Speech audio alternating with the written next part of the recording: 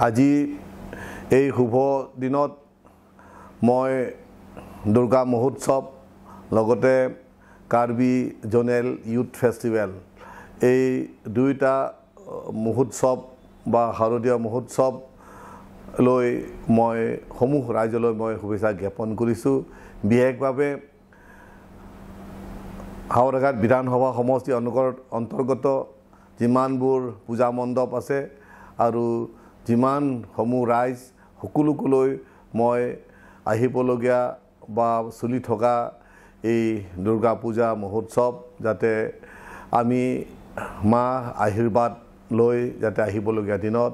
আজি আমি সমগ্ৰ কাৰ্বি আংলং সমগ্ৰ অসম সমগ্ৰ ভাৰতবৰ্ষত যাতে আমি এটা